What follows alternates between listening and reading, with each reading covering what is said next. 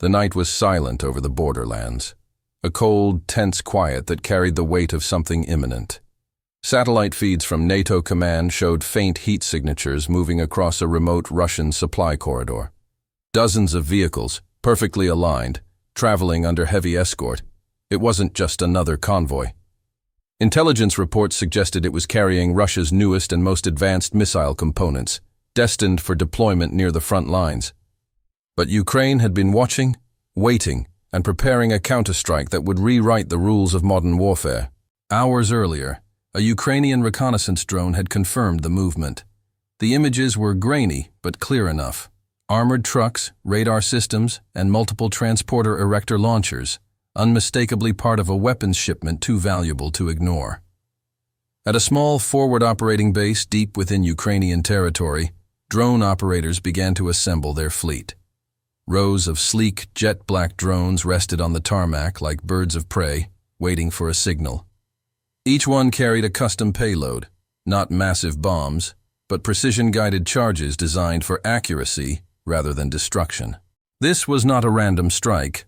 It was a coordinated ambush, meticulously planned over several weeks. Ukrainian intelligence had intercepted encrypted Russian communications hinting at a secret transport route, one that Moscow believed to be completely hidden from Western surveillance.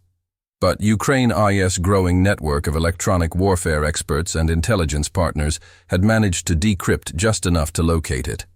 As the convoy entered a stretch of dense forest road, the Ukrainian command center gave the go-ahead.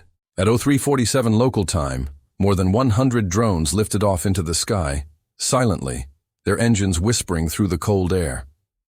The drones moved in coordinated formation, their paths programmed down to the second. On screens in the control room, operators watched their targets approach a narrow valley where escape would be nearly impossible. The trap was closing. Meanwhile, inside the Russian convoy, radio chatter was calm. The soldiers were unaware that they were being tracked. Above them, the first wave of Ukrainian drones took position several kilometers ahead, using radar jamming systems to remain invisible. A handful of surveillance drones flew higher, providing real-time visuals to Ukrainian analysts stationed miles away. Every heartbeat of that moment was being watched, every engine sound, every light flicker, every radar pulse. At precisely 03:59, Ukraine's drone commander issued the final code, Operation Falcon, go. The sky came alive. A swarm of drones descended like a synchronized storm. They weren't large enough to create massive explosions, but their precision made them devastating. Within seconds, the lead vehicles of the convoy were immobilized. Smoke filled the air as communication trucks and radar units were hit, cutting off Russian command from the rest of the convoy. In the chaos that followed, Ukrainian drones circled back, targeting the rear of the line to seal the route. From above, it was a scene of controlled precision, not chaos, but choreography. Operators described it later as like watching a steel orchestra. Drones worked in harmony, cutting through defenses while smaller units released flares to distract anti-air systems. No human pilots risked their lives, yet the operation carried the effectiveness of a manned strike. It was, in every sense, a 21st century ambush, silent, fast, and decisive.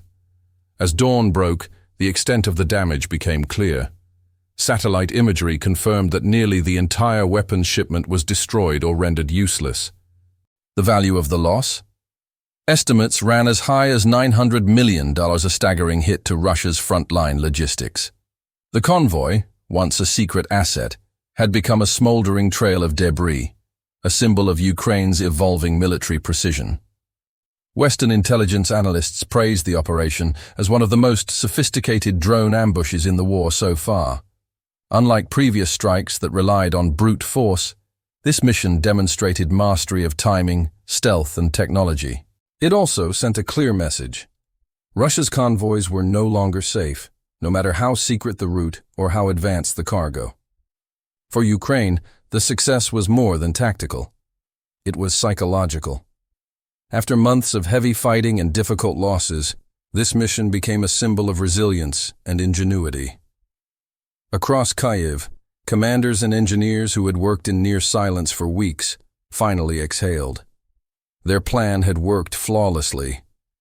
The footage captured from surveillance drones began circulating among Allied defense channels, not as propaganda, but as proof that small nations could outsmart larger militaries through innovation. As reports reached Moscow, the Kremlin's response was swift but uneasy. State media downplayed the incident, calling it a minor disruption, but leaked communications suggested panic within Russia's logistics command. The fact that Ukraine could intercept and ambush a supposedly invisible convoy sent shockwaves through their strategic planning. Security protocols were immediately revised, and new counter-drone measures were ordered for future transports. But deep down, Russian generals knew the damage had been done, both materially and mentally. In the following days, analysts around the world dissected the strike. Defense experts highlighted the precision of Ukraine's drone tactics, pointing out how the country had evolved from using commercial drones for reconnaissance to deploying fully autonomous military-grade units capable of swarm coordination. This wasn't just an act of retaliation, it was a demonstration of capability. The drones weren't about destruction, they were about control. By disabling communications, trapping convoys, and disrupting logistics, Ukraine was rewriting the definition of modern warfare. Even more fascinating was the collaboration behind the scenes. It wasn't just Ukrainian engineers who made the operation possible. Multiple defense partners had quietly contributed components, from encrypted communication chips to AI-assisted targeting systems. In a sense, this ambush represented a broader global shift, where innovation and adaptability could rival sheer firepower. But for those who executed the mission, the victory was personal. Drone operators, many of them in their 20s, watched the live feeds as the strike unfolded. They didn't cheer. They just stared silently at the screens, fully aware of the gravity of what they'd accomplished. One operator later told a journalist, "We didn't see explosions. We saw strategy. Every drone that hit its target was a message. We can see you, we can reach you, and we can stop you." By the second day, satellite images confirming the destruction had spread across international media. Analysts noted the precision, almost surgical, with which the convoy was neutralized. There was no collateral damage, no civilian loss, and no unnecessary destruction. That restraint, experts said, was part of what made Ukraine's strategy so effective. It was a calculated military statement, not a reckless show of force. In Kyiv, President Zelensky, AS advisors, hailed the operation as proof that Ukraine's defense forces could compete with and even outmaneuver a larger military power through intelligence, planning, and technology. It was also a reminder that the future of warfare belonged to those who could adapt fastest. Over the next weeks, Russia tried to recover from the blow. Replacement shipments were rerouted under heavier protection, but each move came with new risk. Every convoy, no matter how secret, carried the shadow of drones above. The skies over Eastern Europe had become a battlefield of invisible warfare, silent machines, guided by unseen hands, deciding the fate of billion-dollar assets in minutes. As the war dragged on, the story of the 100-drone ambush became more than a headline. It became a symbol of how intelligence, innovation, and precision could overcome scale and strength.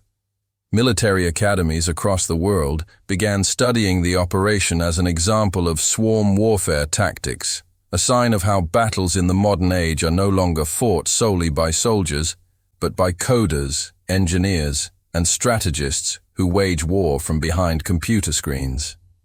In the end, the ambush on Russia's secret weapons shipment wasn't just a Ukrainian victory. It was a warning to every military power in the world. Secrecy alone can't guarantee safety anymore. In an age of digital warfare and AI-driven intelligence, the smallest signal can become the biggest target. The footage of the strike, the slow hum of drones over the forest, the pinpoint precision of every impact, the silence that followed, would go down in history as a defining moment of the modern battlefield. And for Ukraine, it was one more step toward proving that resilience, intelligence, and courage can rewrite even the most uneven wars.